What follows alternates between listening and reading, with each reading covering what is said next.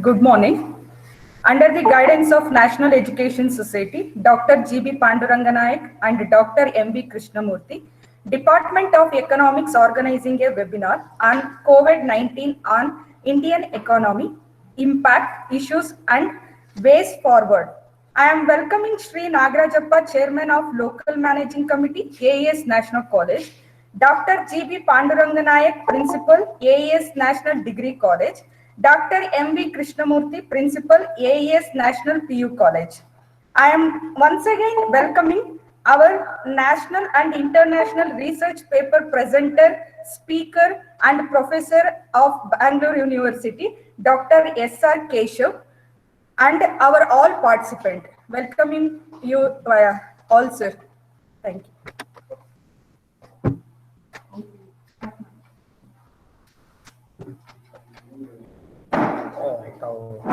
Sir, we can start, sir.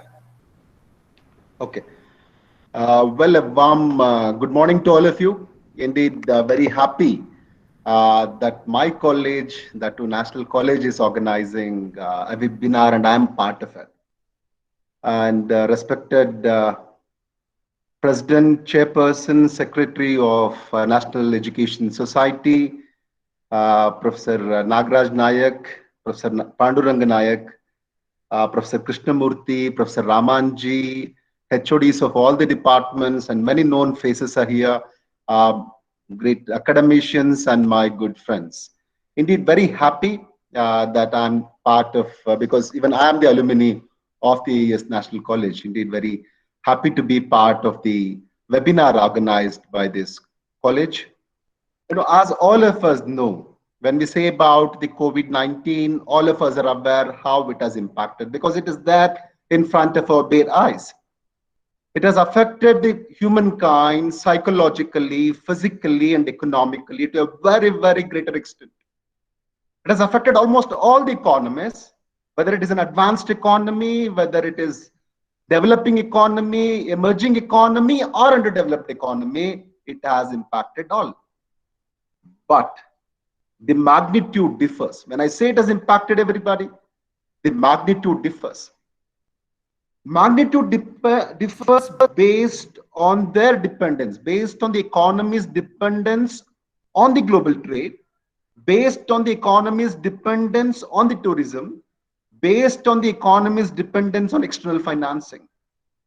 So higher the dependence on global trade, higher the dependence on tourism, higher the dependence on external financing, higher will be the impact. So when I say it has impacted all the economies, of course it has impacted India too. It has impacted all the sections of society. When we say all the sections of the society, whether rich or middle class or poor class, again it differs in the magnitude. It differs based on whether the individual is working in the organized sector or whether the individual is working in the unorganized sector, whether he's a salary, whether he or she is a salaried class or whether at the daily wage. What is the resources at their disposal? That's also very important. What are the resources that's available at that individual? And it depends on the country in which the individual is, whether he's living in India or whether he's living in Pakistan or whether he's in US. You know, it also have its impact based on that. It based on the social community response to the COVID-19. So the impact is there on all the sections. The impact is there on all the countries. Impact is there on all the individuals, but the magnitude differs based on various indicators. But here the crucial thing when we are speaking of it is, fine, you know, it has impacted almost all the economies, it has impacted almost all the people in the society, fair enough. But the major problem is, it has impacted the world economy to such an extent that the economists have already started saying the economy is moving towards the recession.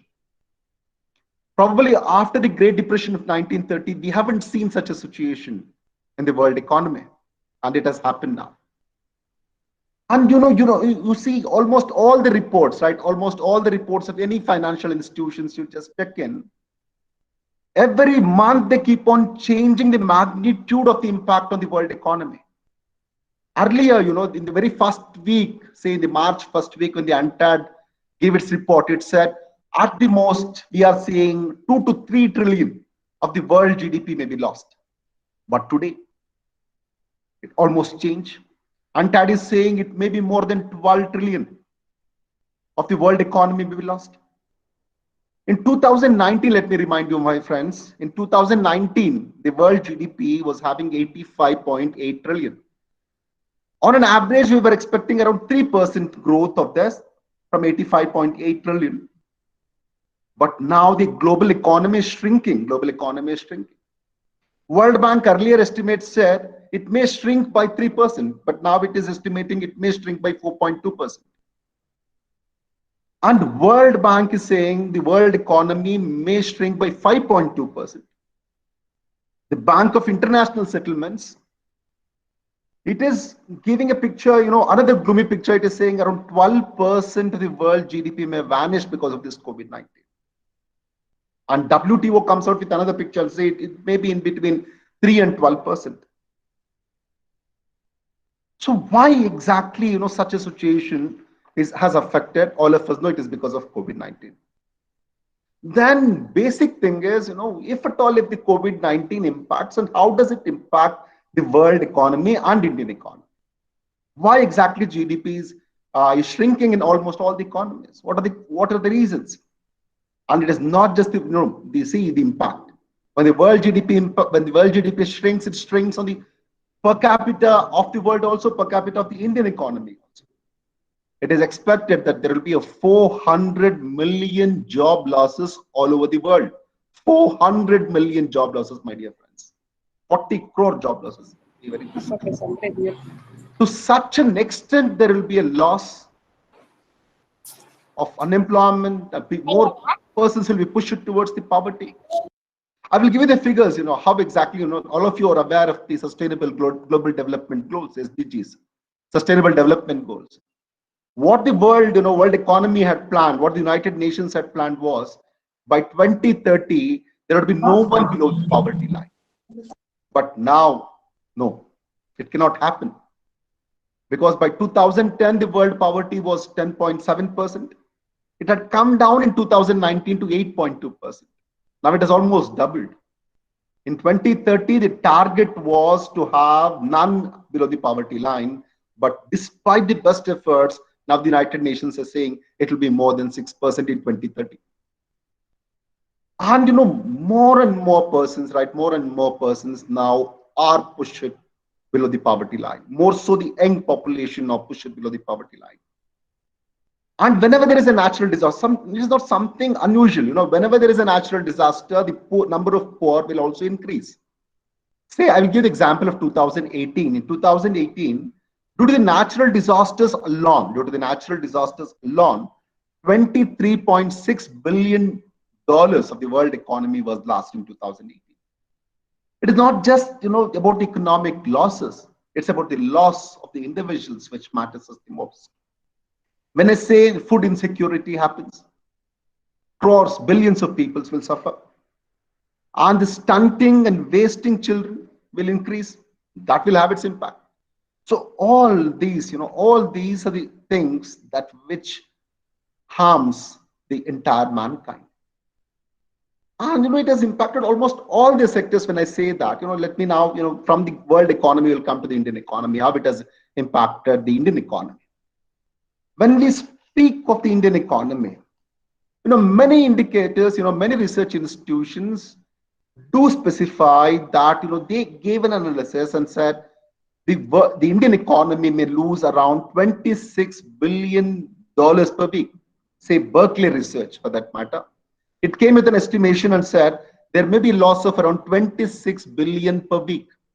When they said 26 billion per week, they meant only due to the factory shutdown, not of the other losses. They said in the Indian economy, the worst hit are construction, wholesale, transport, and tourism. So is with the rest of the world. And many other analyses are also there. Acute ratings say every day Indian economy lost around 4.5 billion a day, $4.5 billion a day. I can keep on giving you good number of estimates like this, but it doesn't take you to anywhere. But one thing is clear, right? The Indian economy also have lost a significant amount of its GDP due to the COVID-19. But here, let me also tell you, my dear friends, overall, if you compare, right, if you overall compare with many of these research institutes' findings, one thing is very clear. On an average, India lost around 32,000 rupees, 32,000 crores of rupees every day, 32,000 crores of rupees every day due to the lockdown. So this is the exact, we cannot say again, is it the exact amount? Can you calculate? No, because it's very difficult to calculate the exact loss of the lockdown on the pro rata basis. But you can give a clue, okay, this may, right, this may be the one, this may be the figure which is close to real. You cannot say this itself is real. So these are the issues, right? This is the total amount of money that which India may lose. Fine, I know it was inevitable. India went in for lockdown. If at all, what if India did not have gone, say, lockdown on March 21st? So then things would have been something else. The health ministry say by April 15th itself, the COVID-19 infected patients would have increased by 8.5 lakhs. So now, at that point of time, when Modi ji said, "Jaan hai to jahan hai." If the life is there, then livelihood will wait. It will definitely be there. But now, Modi ji is telling, right, jaan bhi chahiye aur jahan bhi chahiye. Many of you may be wondering, why exactly lives and livelihoods? Earlier, our Honorable Prime Minister was speaking of the lives. And now he's saying, no, both lives and livelihood matters. Why is that he is saying? I'll answer it in the course of the discussion. But here, let us also understand a few more things. That, in India, how much is the impact of the COVID-19 in the economic terms? In the economic terms, IMF, earlier said Indian economy may lose 1.9%. Indian economy may grow, right? It was a positive estimate earlier. Indian economy may grow by 1.9%. That's what they said, because on an average, we were growing around 5%, right? From the past 2 years, last year it was 4.2%. Previous year it was around 5%, right? Earlier it was much better. But now, the IMF is saying it may shrink by 4.5%. Just a month back, it said Indian economy may have a positive growth of 1.9%. But now it is saying Indian economy may also shrink, may also have a negative growth of 4.5%. And World Bank, now earlier it said Indian economy may have a positive growth of 1.5% to 2.8%. Now it is saying Indian economy again may also move towards the negative growth this year. So why exactly now? What happened all of a sudden? Answer, all of you know, right? The cases are increasing in India. The COVID-19 infection is increasing in India. So that is one reason. But I will come to the other part of it, the economic part of it. So unemployment, when you go in for a situation like lockdown, if you don't go, then you will be losing out more lives. That's number one. So Government of India did the right thing going in for the lockdown at that point of time. But now, the question is, why are we opening now when the COVID cases are increasing? Did economy matter more now or did it matter earlier? I'll come to it. But here, let me give you answer in a quite different way for that. Basically, unemployment in February was 7.76%. Unemployment in February was 7.76%. Unemployment in March 2020 was 8.74%. Right, from March 21st, first phase, and March 24th, we went in for the lockdown. So April, right, in the April, the unemployment went up to 23.52%. Unemployment increased to 23.52%. Again, let me tell you, my dear friends, in India, 500 million, that is 50 crores constitute the workforce. When I speak of 23%, 23.52%, take 23 out of it, of the 500 millions, of the 50 crores. So unemployment went up to 23.52% in April. In the May, it was 23.5%. The highest was in the first week of May, when it increased up to 27.1%. In the June, it has come down to 11%. On July 3rd, the latest figure says it is around 8.9%. Oh, good, if at all, if it is really falling, then fair enough. But it is not the entire story. The story is something else, which I'll be trying to explain to you. So the employment rate, right? The employment rate also is falling, right? The employment, because when unemployment is high, isn't one issue. Whether the employment rate is increasing, whether you have adequate jobs. So the employment rate is also falling because an employment rate is also falling here. And experts say, economists have calculated that we may not reach, right? We may not reach the pre-COVID level very soon, because it is not that easy, right? It is not that easy at this juncture to predict it. But what are the consequences of this? What are the consequences of fall in the India's GDP? What are the consequences? Because we were aiming at 5 trillion economy very soon, and Indian economy was moving ahead. Indian economy was 2.9 trillion economy. We had a plan in another 3 years, to be very precise, by 2024. Indian economy was aiming at to become a 5 trillion economy. At that time, this COVID-19 had its impact. So what will the impact now? The impact is not just the decline in the GDP. To look at further analysis of it, I tell you that the per capita income, right? Because when the GDP falls, it also has its impact on. Kindly mute, friends, kindly mute. All of you kindly mute.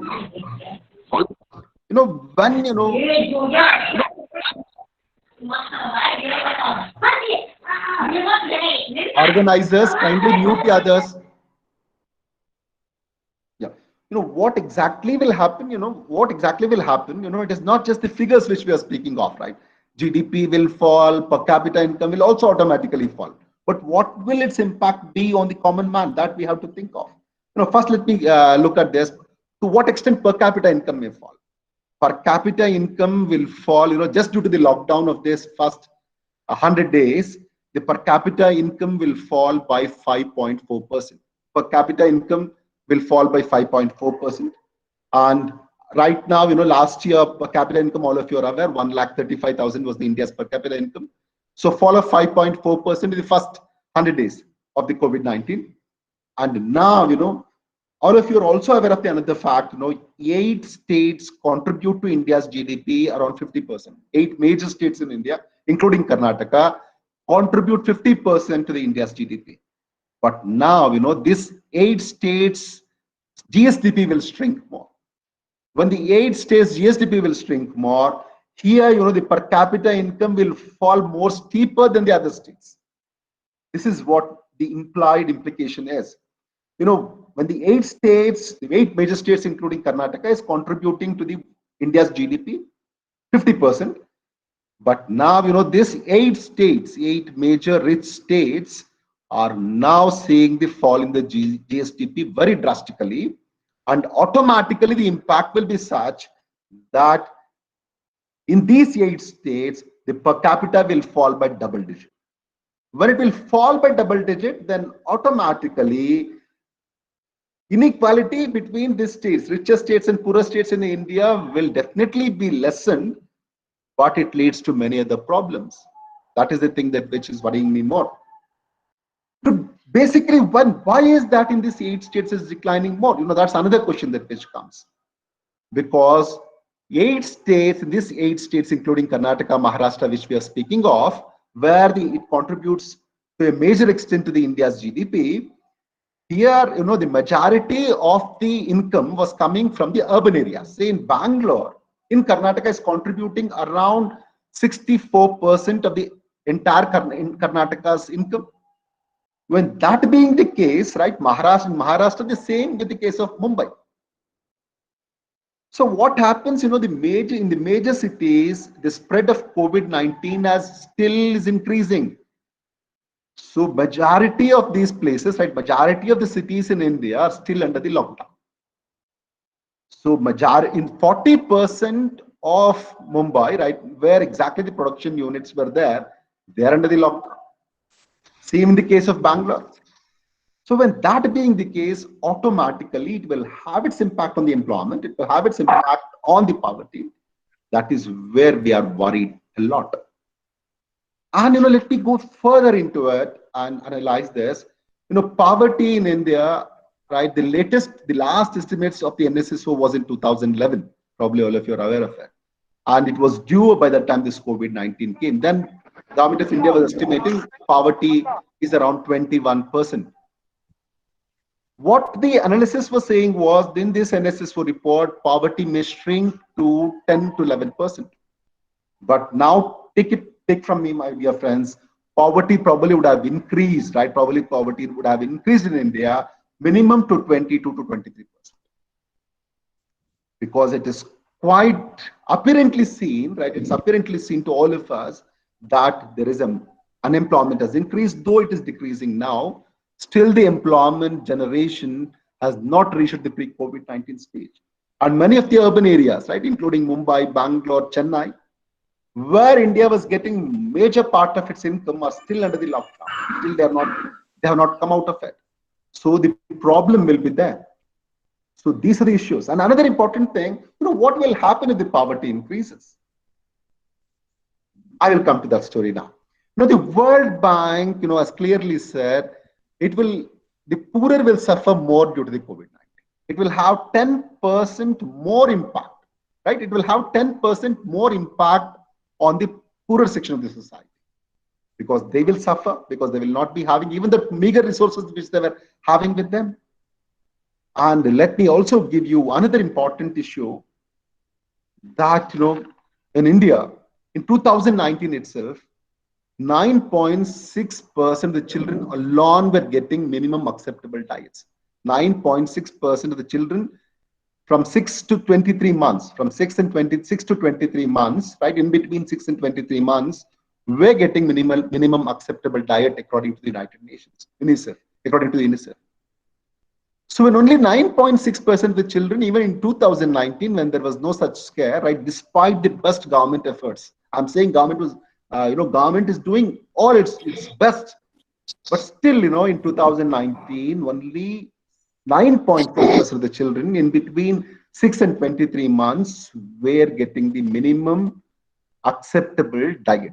So what will be the number now? Just think over it.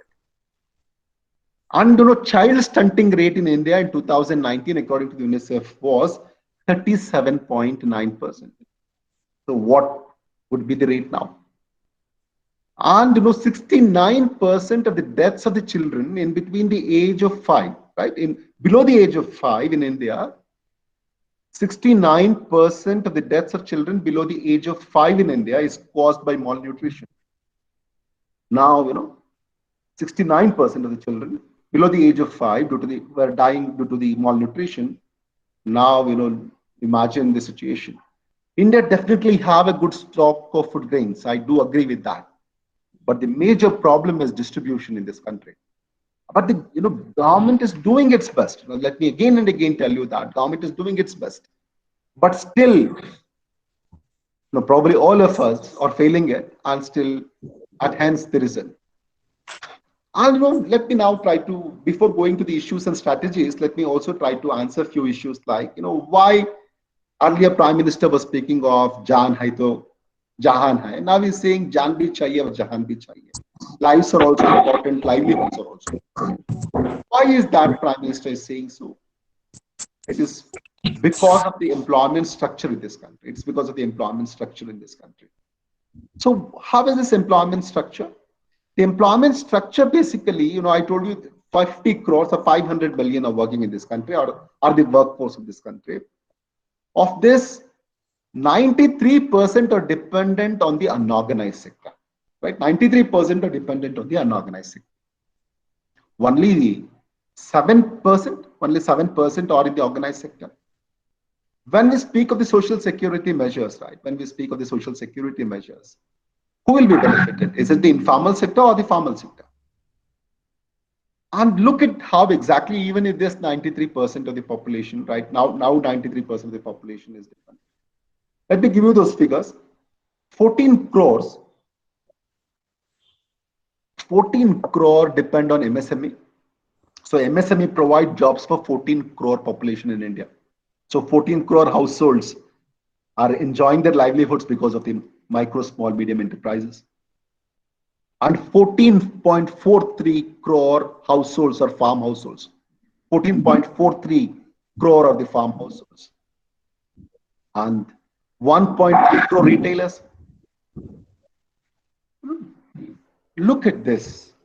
So majority of the Indians are still dependent for the livelihood of the informal sector. So what will happen when we speak of the strategy, right? I will come to the strategy a little later. Or, time is also running out. Let me just speak of the strategy also. What was the usually economic strategy of any country? Work for your livelihood, right? Work for your livelihood. One has to work to earn, right? One has to work to earn. So those individuals who cannot work, right? Say those who are very old, those who cannot work, who are very disabled, government will support them. The rest of them will work for their livelihood. Of course, government safety net will be there. That is always there. But what happened during the COVID-19 when we announced the lockdown? Government said, stay where you are, right? You stay where you are. If possible, work from home, right? If possible, work from home. Stay wherever you are, right? Stay wherever you are. Stay wherever you are. If possible, work from home. If it is not possible, don't worry. We will provide you free ration, right? We will provide you the free ration. We will also put a certain amount of money into your accounts, right? If at all, if you cannot cook, we will also provide you the free food, but stay in your home. So look at the change in the strategy. The earlier strategy is work for your livelihood. Now what we are saying, that is what in the March last week, the government of India said was, stay where you are, right? Stay where you are. We will give you, right? We will give you the provisions. We will give you the money if you are required. If you require the food, we will give you. But don't worry. But stay within your house. So how many of them, if possible, work from home? How many of us can work from home? Only the 7% which we are speaking. Out of the 7%, say 3 to 4% can work from home. Not all, even within the organized sector also, all cannot work from home. So what will happen with the rest of them? That too more so in the unorganized sector, that is, or the informal sector, where 93% of the persons in this country are employed. So they cannot work. So they have to depend for the food, either with the government or from the institutions, whichever NGOs or any other organizations were giving them the food. So all these days, though they were in the informal sector, they were earning their food for themselves. And moreover, for how long can this be continued? So only, Government of India said, slowly we will have an exit from this COVID-19. Slowly we will have the exit from this COVID-19. We will open up the economy. We know lives are important, but livelihoods also are important. It is not that easy, right? The entire 130 crore population, right? 130 crore population wherein 93% of these families are dependent on the informal sector. It is not easy to handle or to provide all that which is required, the basic essentials. So they'll slowly open up the economy. That is the reason. And what is the initial stage? What are the important issues now, economic issues which arises now?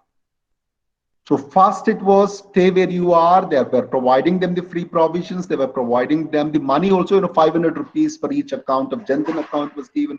For the farmers, that scheme was already there, 2,000 rupees were given. So all these was added.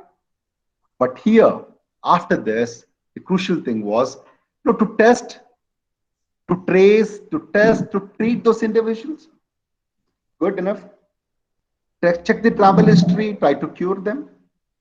So, but now, the situation is in such a situation that right now, economy is slowly opening up, right? Economy is slowly opening up.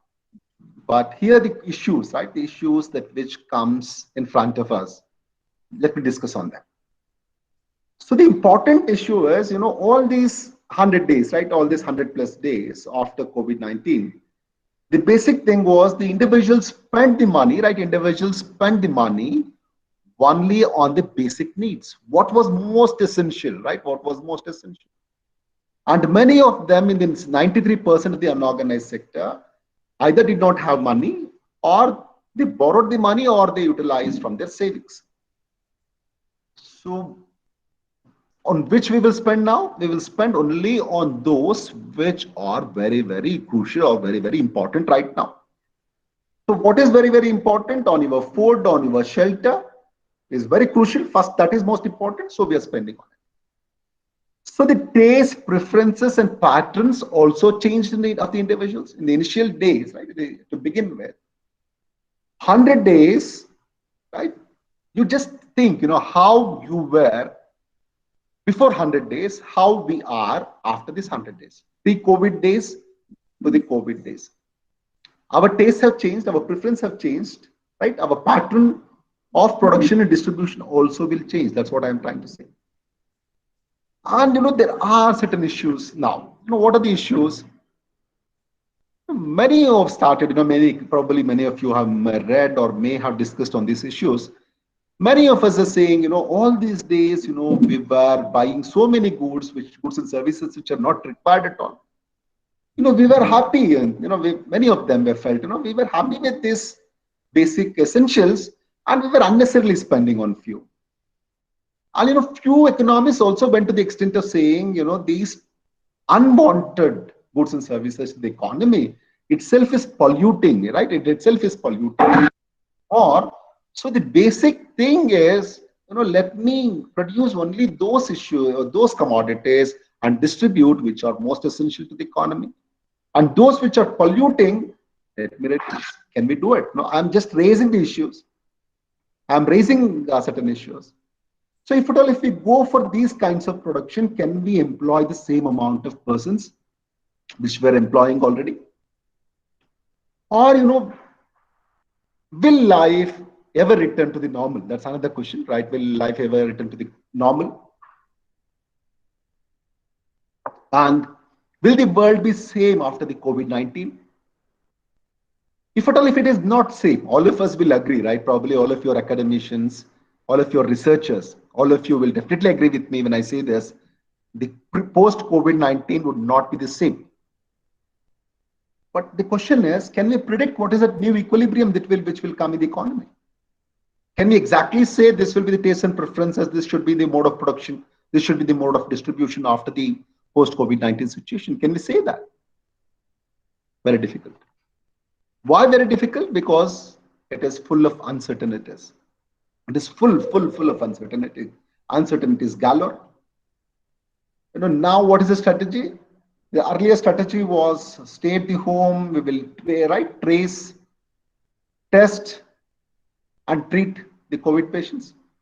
And now the strategy is, they will be doing the more and more random sampling and try to trace them. And more than the new strategy is follow physical distancing, wear mask in both public places and the workplaces, give importance to the hygienic, and then go for your work. So when people have started working, people have started mixing, right? The spread of the COVID-19 has also increased. So there is, again, the burden on the government, right? Again, there is a burden on the government with the higher health expenditure. Look, on average, Karnataka government is spending around 3 lakh rupees per each COVID patient. Imagine, when the COVID-19 infection cases are increasing, what would be the case? So another important thing, let me also tell you, my dear friends, it doesn't stop here. Another issue which will emerge here is, there is a reverse migration, right? Many who came to Bangalore, many who came to Chennai, many who were there in Mumbai, and all of the major cities which were the hub of the production centers. Now, these migrant workers have gone back, right? It's a reverse migration. They have just gone back. Unfortunately, the way we behaved, right? The way the society behaved was terribly wrong. It was definitely an unprecedented situation. Even government, it was first, right? It was a very unprecedented situation. But for the humanity, it was not unprecedented, right? Humanity is not unprecedented. All of us knew what is humanity, but we behaved very inhumanly with our migrant workers, and they suffered, they were affected, they were heartbroken. right? Without a penny in their pockets, many of them walked hundreds of kilometers back to their towns. Now, what is the issue now? The major issue is, I did a small survey about, taking the phone numbers of the migrant workers who came to construct my house also here. Very recently, I constructed a house. So I just called them, took their friends' phone number also, very small sample, of course, I should admit it. When I called them, 25% of them said they will never come to Bangalore. It's the same with the case with many cities. They said, no, sir, we'll never come to Bangalore. We have mudded out with so much of hardships here. We may never come back to Bangalore. If you come to Patna, if you come to Bihar, you call me, some said, and some said, if you come to Rajasthan, you please call me, some said. And 30% of them said, we are very uncertain, right? We are very uncertain. We cannot answer right now. Right now, we cannot say whether we will be coming back or not. We cannot say. And then 45% of them said they will definitely come to Bangalore back, because that is the place where they are earning well. So they will return back once, there will be normalcy. So now what will happen, at least for the short term, all of them are there in their towns or in their villages. Majority of them in their villages. So where will they depend now for their livelihood? So Government of India has said, we will increase the allocation for the MGNREGA, that's Mahatma Gandhi National Rural Employment Guarantee Program. So you just register yourself and work in it. Will all of them work there in the MGNREGA? No. And where will they go? They will again depend on their lands. They will depend on their lands for the cultivate. They will also try to cultivate. So what is the status of Indian agriculture today? The status of Indian agriculture today is, right, probably all of you are aware of it, it is, right, facing the disguised unemployment. Already more number are dependent. Surplus labor is already there in the agriculture. So now, this additional, already surplus is there. This additional who has gone back will also depend on the agriculture. So when this additional also depends on the Indian agriculture, then what will happen to the productivity? Productivity will fall. So already an agrarian sector, there is a crisis. So what will happen when more dependency will be there on the Indian agriculture? The productivity will further fall. So that's an important issue that which, as a policymakers are also thinking on these lines. And another crucial issue about the MSME. Right? MSME, a lot of the Government of India has announced lot of schemes, right? Lot of schemes, subsidized loans, right? Loan guarantees, everything they have given. But look at what will happen to the MSME. I'm raising the issues, what will happen at this COVID-19 juncture. So there will be increase in the shifts. Quite obviously, they have to increase the shifts. Why they have to increase the shifts? Because you have to maintain physical distancing, wear masks, give importance to the hygienic conditions. First look, when we want to follow this, you have to have a good amount of space in your micro, small, medium enterprises. Is this space adequate for all that? Do they have the resources? So that's the issue. Second issue which comes to mind here is, when the space is inadequate to have all this physical distancing and then start the production, what we can do? We can think of increasing the shifts, right? 8 hours, one shift, at least 3 shifts they can do. So one portion of the section of society, one portion of the workers come in the first shift, second in the second shift, third of them in the third shift. Good. But what will happen to the cost of production? It will increase. Cost of production will increase when you go on, instead of one shift, you are splitting that into 2. You are splitting the 2 into 3. So the cost of production will increase. Will it be competitive price at which these MSME products will be in the market? And another important thing is, will they get the adequate labor? Because many of the migrant laborers are already back to their towns or to their villages. Will they get the adequate laborers? May or may not.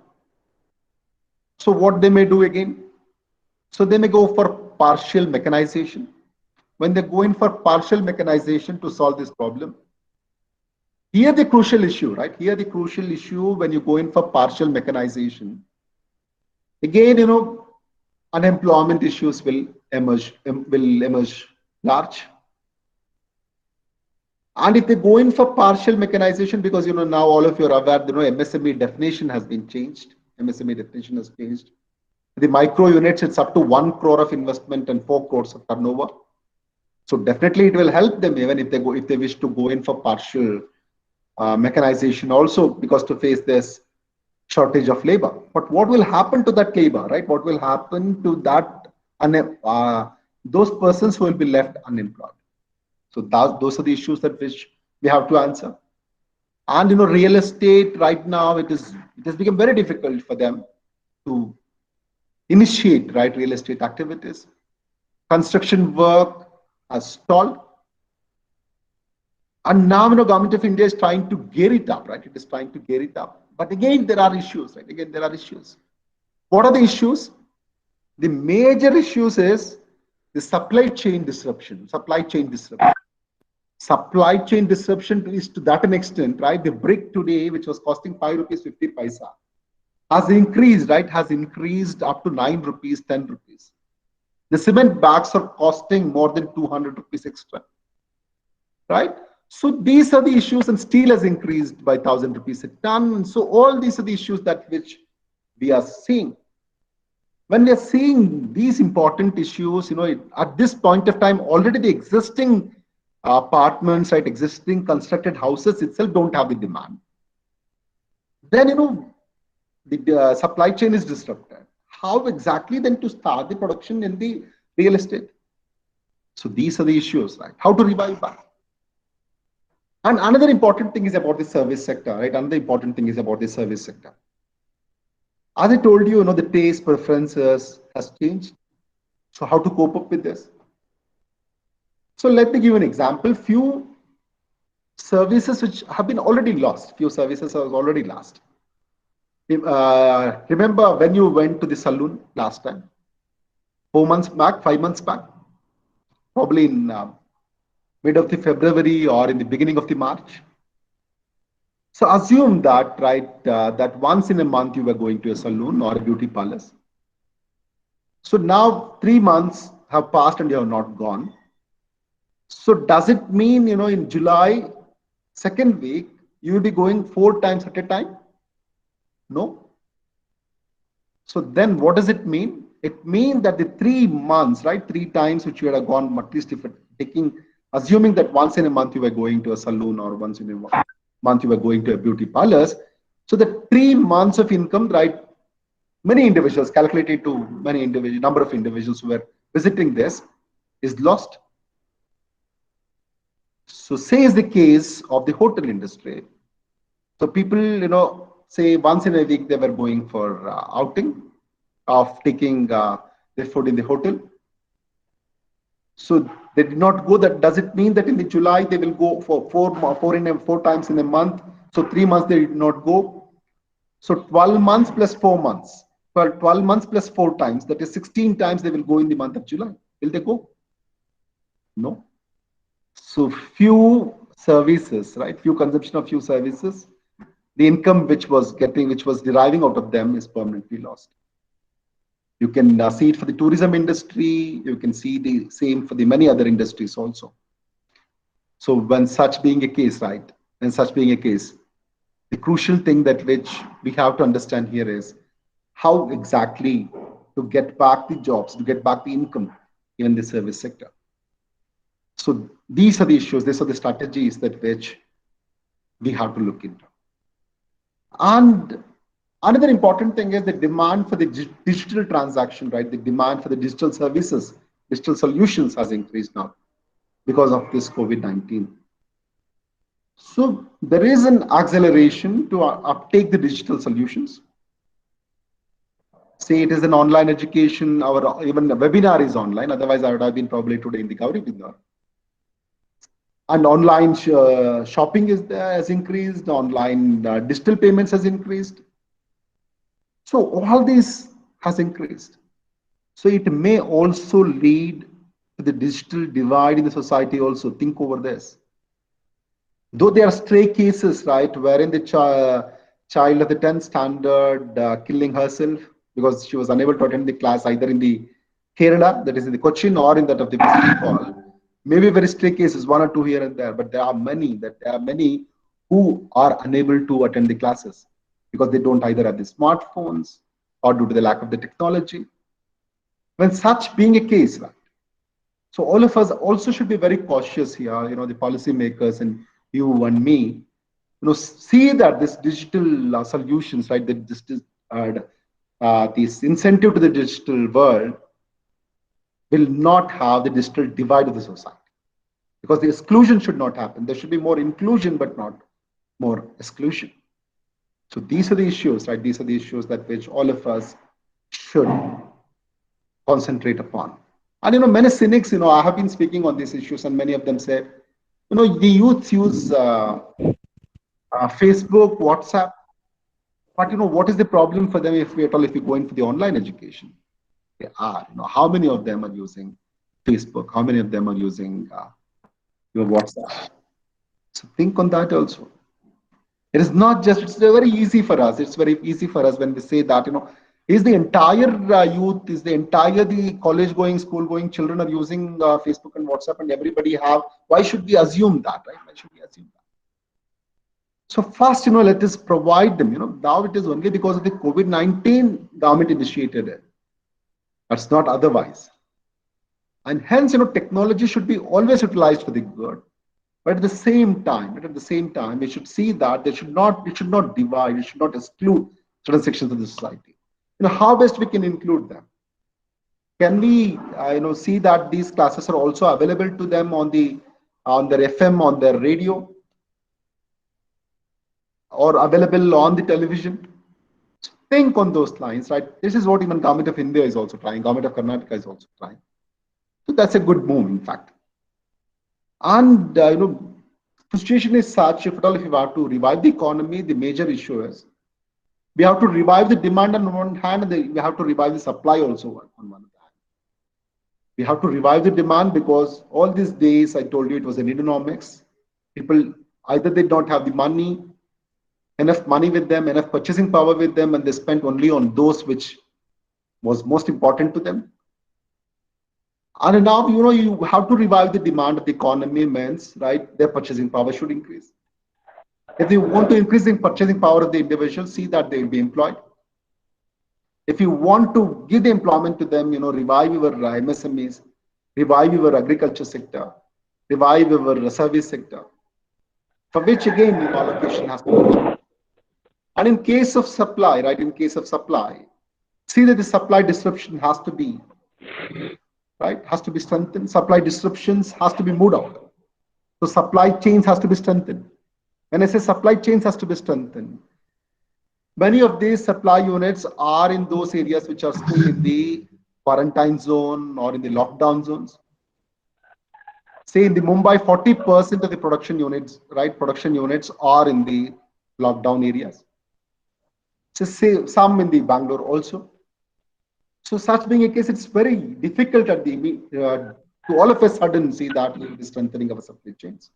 It will definitely take little time, but it is not impossible. It is possible. And another important thing that which all of us should understand here is how exactly to strengthen the supply chain when the tissue comes itself. See that the raw materials, the components, the shortages of them should be immediately weeded off. But is it possible to immediately weed it off? Very difficult. But again, I say it is not that it is impossible. It is possible. We can do one after the other. But the biggest challenge is both on the supply hand, right? Both the supply has to be strengthened, supply chain has to be strengthened, and the demand also has to be revived. So both hand in hand, we have to do it. If we cannot do both of them together, then it becomes very difficult. And what is the solution? Time is also ending up. So what are the solutions? So solution is, Government of India also have announced Atmanirbhar Bharat as one of the major strategy and solution to come out of this COVID-19, wherein, they are spending around 10% of the India's GDP to come out of this COVID-19. But 1% of it is towards the financial, right, is to help the individuals financially, or financial incentives is around 1%. Another 9% is basically as a credit booster to the MSME, to the agriculture, right? So here you have to, the major issue is we have to give relief for the vulnerables, right? We have to give the relief for the vulnerables. We have to restore the hope. That is most important thing. You know, many of the individuals, right, you know, say if you go to your workplace, right, if you go to your workplace and always be afraid, right, where you will be attacked by the COVID-19, right, the infection, where you will be affected by the COVID-19 infection, you cannot work, right? You cannot work to your optimum level. You cannot give to your fullest extent. So your productivity levels will come down, right? Your productivity level will come down. So then it will harm the entire production process. So that is the reason I said, restore the hope, give the relief for the vulnerables, and reform the sectors, right? Reform the sectors and recover the economy. When we say recovering the economy, see that we reboot, not just rebooting the economy, but restart the economy with the green production techniques, right? Restart the economy with the green production techniques. That's the most important thing. When we start with the green production techniques, it will help in the long way. It will help in the long run. It will definitely take us right towards a sustainable, inclusive growth also. And if all the economies come together, from where will we bring the money for all this? That's another question that which many do keep on asking me. From wherein the money will come for all this? So only when Government of India announced 10% of its GDP as its relief strategy, many of them said only 1% is a fiscal stimulus which the government is giving. Another 9% is only the credit support. So that's a very clever calculation of the government, I'm telling you. It's clever calculation is because this 9% will help you to help you to give you more employment. It will help you to increase the employment activities in the country. So that will give the purchasing power to the rest of the people. So these are the idea, right? This is how exactly the things will move. Otherwise, it would have been very difficult. And another important thing is if probably we, we have unfortunately we have neighbors like China and Pakistan around us, but we cannot choose our neighbors. Here, say if all the world economies had come together, have taken a vow, say for 3 years, for 2 years, at least for 2 years, we will not spend any amount on our defense expenditure. If they had signed the MOU, yeah, we will not spend more on our defense expenditure. And have diverted this fund towards the COVID-19 relief, the economies could have easily come out of this. There are many countries which are suffering without money. And these advanced countries like US, China, which are spending more and more amount on the defense activities, they could have easily done that. But as I told you, we cannot choose our neighbors. Unfortunately, we have a very good neighbor in the form of China and Pakistan. And we are forced to spend on the defense also. Just imagine, right? I even appeal to all these governments also to think over this, right? If all the governments in the world economy, right, think over on this, and just for 2 years, right? For 2 years, if they think we'll not spend any amount on the defense except on the salaries of their staff, then probably it's very easy to come out of this COVID-19. A very unprecedented situation. Why can't we think of the unprecedented solution also? But as I told you, it is not just the one country, which thinks on this. It's almost all the countries, if they come to an understanding, more so the advanced countries, and if they think on these lines, then probably it's very easy for the world economy. And now, we have the Government of India has to spend more, right? Government of India has to spend more. It has to strengthen the supply chain. It has to strengthen the demand also simultaneously. It has to see that, right? The labor intensive units can also be sort of giving interest-free loans for 2 years. And instead of migrant workers trying again, to come in over there. Of course, if you have seen the Atmanirbhar Bharat, Government of India has also taken steps like, the migrant workers will be given 2 months of rations, even 2 months of provisions through fair price shops, even if they don't have the ration card with them. That's one such very good move. and they're assured, by next March 2021, if wherever you are, one nation, one ration card, we will definitely give you the provisions. You can, using the same ration card, you can take the rations anywhere. So that is also the government of India is trying to boost the morale of the people, boost the morale of the migrant workers. And it is also saying, we'll be giving you the accommodation wherever you go, right? Wherever you go to work at the subsidized rent. That is also, they are thinking on those lines. So government intervention is crucial. Government intervention, I tell, is very crucial at this point of time. But it should be very transparent, right? It should be very transparent. And little more of the financial incentives is also required. So if at all, if the government think on these lines, and on one more thing, government is definitely doing one important thing, that it is trying to give in incentives, it is trying to boost in the demand generating activities, supplies, strengthening the supply channels. But what is that you and me can do? Right? All of us should join hands with the government, right? All of us should join the hands with the government to do our job, what we are supposed to do. So when I say that, right, you can educate the people who do not know what exactly is the impact and simply keep roaming even when they don't have the work. If you see somebody, without wearing the mask and roaming in their workplace or in the streets, when you come across them, try to guide them. If they really don't have money, at least buy them a mask and say, please wear this when you come out. It doesn't only safeguard you, it safeguards society also. So can we, it's very small, right? Each one of us can do a little, can do a lot to the society. Let all of us do it. Let us all of us join hands.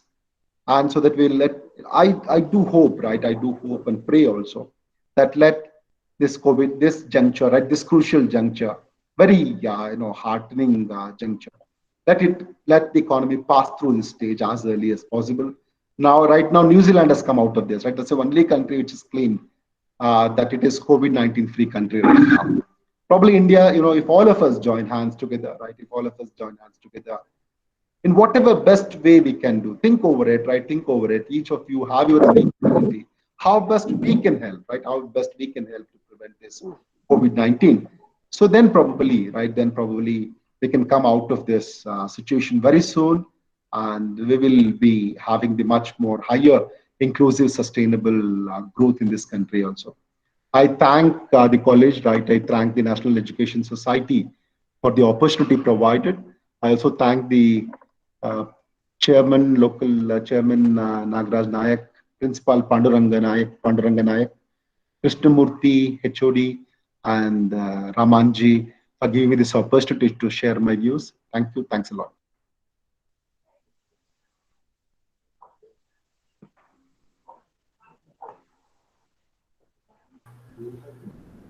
Any questions? Please ask to sir.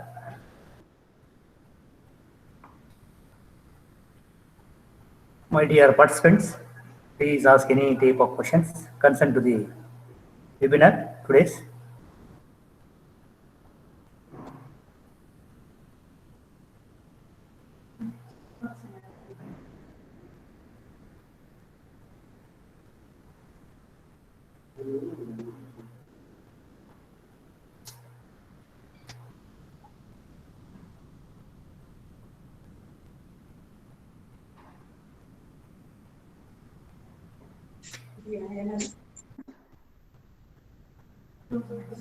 Please unmute and ask the question. If any doubt.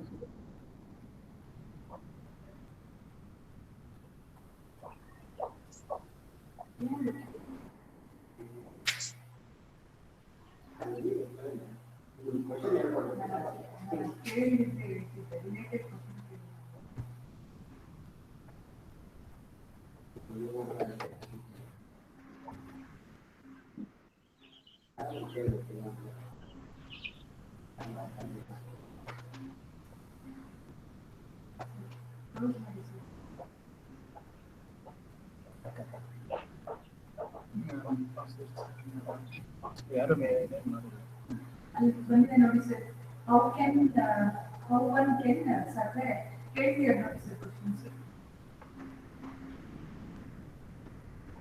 Unable to hear? Repeat it.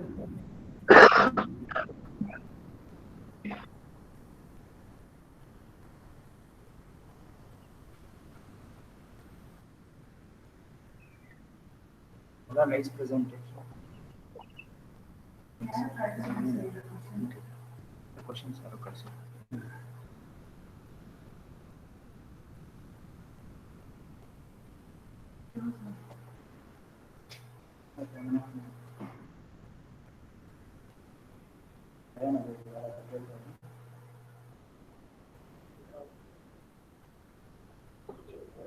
ಯಾವುದೇ ಪ್ರಶ್ನೆಗಳಿಲ್ಲದ ಕಾರಣ ಒಂದನೇ ಎರಡು ವಿಚಾರ ಅನ್ಕೋಬಹುದು. ಯಾವುದೇ ಸರಿ. ಪ್ರಶ್ನೆ ಇಲ್ಲ ಅಂದ್ರೆ ಒಂದು ಎಲ್ಲ ಅರ್ಥ ಆಗಿದೆ ಅನ್ಕೋಬಹುದು, ಇಲ್ಲ ಅಂದ್ರೆ ಏನು ಅರ್ಥ ಆಗಿಲ್ಲ ಅಂತಲೂ ಅನ್ಕೋಬಹುದು. ನಾನು ಫಸ್ಟ್ ಹೋಗ್ತೀನಿ, ಎಲ್ಲ ಅರ್ಥ ಆಗಿದೆ ಅನ್ಕೊಳ್ಳೋಣ.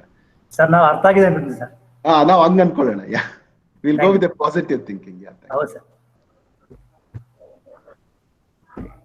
vote of thanks. Economic webinar COVID-19 on Indian economy, impact, issues and way forward. ಇವತ್ತಿನ ಈ ವೆಬಿನಾರ್ಗೆ ನಮ್ಮ NES ಗೌರವಾಧ್ಯಕ್ಷರಾದ ಎಚ್ ರಾಮರಾವ್ ಸರ್ಗೆ ಅಧ್ಯಕ್ಷರು, ಅವರು ಸಹ ಈ ಕಾರ್ಯಕ್ರಮದಲ್ಲಿ ಪಾಲ್ಗೊಂಡಿದ್ದಾರೆ. Thank you sir. ನಮ್ಮ NES ನ SN ನಾಗರಾಜ್ ರೆಡ್ಡಿ ಸರ್, ಗೌರವಾನ್ವಿತ ಸೆಕ್ರೆಟರಿ ಕಾರ್ಯದರ್ಶಿಗಳು, ಅವರು ಸಹ ಈ ಕಾರ್ಯಕ್ರಮದಲ್ಲಿ ಪಾಲ್ಗೊಂಡಿದ್ದಾರೆ. ಅವ್ರಿಗೂ ಸಹ ಥ್ಯಾಂಕ್ ಯು ಸರ್. ನಮ್ಮ MC managing committee chairman Nagarajappa sir ಇದ್ದಾರೆ, ಎಕ್ಸ್ ಕಮರ್ಷಿಯಲ್ ಟ್ಯಾಕ್ಸ್ ಕಮಿಷನರ್, ಅವ್ರಿಗೂ ಸಹ ಈ ಕಾರ್ಯಕ್ರಮ ಪರವಾಗಿ ಥ್ಯಾಂಕ್ ಯು ಸರ್. ನಮ್ಮ ಸಂಪನ್ಮೂರ್ತಿಯಂತಹ ನಮ್ಮ ಪ್ರೊಫೆಸರ್, ನಮ್ಮ ಗೈಡು, ಬಹಳ ಮಾರ್ಗದರ್ಶಿಗಳು, ಬಹಳ ಹೆಲ್ಪ್ ಮಾಡಿದ್ದಾರೆ. ಡಾಕ್ಟರ್ SR ಕೇಶವ ಸರ್, ನಮಗೂ ಸಹ ಈ ಕಾರ್ಯಕ್ರಮ ಪರವಾಗಿ ವಂದನೆಗಳು ಸರ್. ನಮ್ಮ ಕಾಲೇಜಿನ ಪ್ರಾಂಶುಪಾಲರಂತಹ doctor GB Panduranga Nayak sir present ಆಗಿದ್ದಾರೆ, ಅವ್ರಿಗೂ ಸಹ ಈ ಕಾರ್ಯಕ್ರಮ ಪರವಾಗಿ ಧನ್ಯವಾದಗಳು ಸರ್. ನಮ್ಮ ಕಾಲೇಜಿನ doctor MV Krishnamurthy sir, PG MCOM ಸೆಂಟರ್ನ ಕೋಆರ್ಡಿನೇಟರ್ ಆಗಿದ್ದಾರೆ ಮತ್ತು PUC ಕಾಲೇಜಿನ ಪ್ರಾಂಶುಪಾಲರಾಗಿದ್ದಾರೆ, ಗವರ್ನಿಂಗ್ ಕೌನ್ಸಿಲ್ನ ಸದಸ್ಯರು ಸಹ ಆಗಿದ್ದಾರೆ. ಇವೆಲ್ಲ ಮಾರ್ಗದರ್ಶಿಗಳು, ಅವರು ಸಹ ಈ ಕಾರ್ಯಕ್ರಮದಲ್ಲಿ ಪಾಲ್ಗೊಂಡಿದ್ದಾರೆ. ಅವ್ರಿಗೂ ಸಹ ಥ್ಯಾಂಕ್ ಯು ಸರ್. ಇದಕ್ಕೆಲ್ಲ ಮಿಕ್ಕಿದಾಗಿ ಇಲ್ಲಿ ಪಾಲ್ಗೊಂಡಿರುವಂತಹ ಎಲ್ಲ ನನ್ನ ಪ್ರೀತಿಯ ಬಿಲೋವ್ಡ್ ಪ್ರೆಸೆಂಟರ್ಸ್, ಪಾರ್ಟಿಸಿಪೆಂಟ್ಸ್ ಎಲ್ರಿಗೂ ಸಹ ನನ್ನ ಹೃದಯಪೂರ್ವಕವಂತಹ ಧನ್ಯವಾದಗಳು sir. Thank you sir. One and all.